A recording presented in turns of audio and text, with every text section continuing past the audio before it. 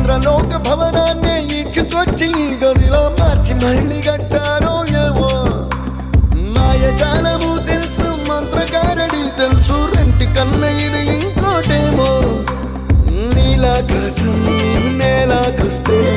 ఇట్టాగే ఉంటాదో ఏమో ఈ సంతోషం దాచాలంటే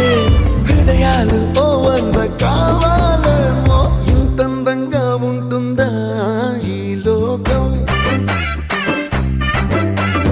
ఇన్నాళ్ళు ఈ మనసుకి తెలియాలేదే పాపం